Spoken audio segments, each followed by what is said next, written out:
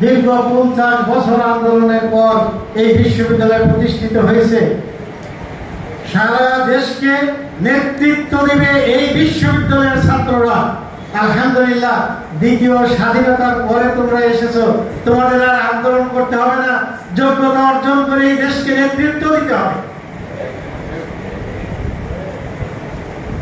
নেতৃত্ব দিতে হলে নিজেদেরকে যোগ্য করে উপস্থাপন করতে হবে।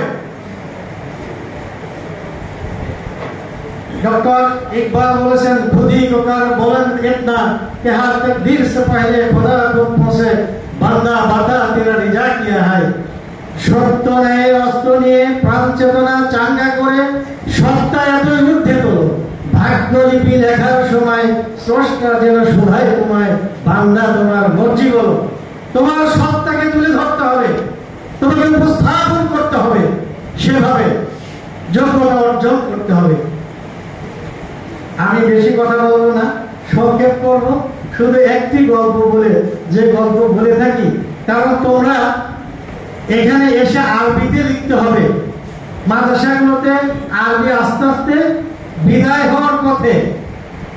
আমরা উর্দু এবং আরবিতে পড়েছি, উর্দু এখন নাই, আরবিও বিদায় হওয়ার পথে আছে।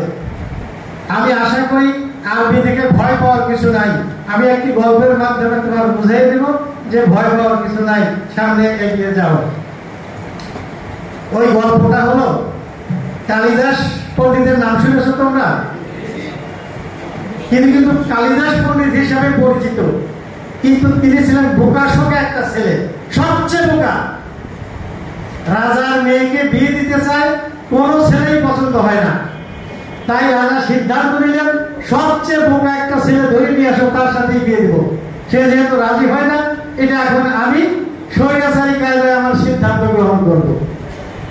তো সবাই ঘুরে বেড়াচ্ছে পেয়লা পাই, ছদ্মবেশে হদ্দ অবিরত, কিন্তু কোথায় পাবে? বোকা তো কারো গায়ে লেখা নাই। দেখে একটা ছেলে গাছে উঠে, গাছের ডালে বসে গাছের ডালের গোড়া কাটছে।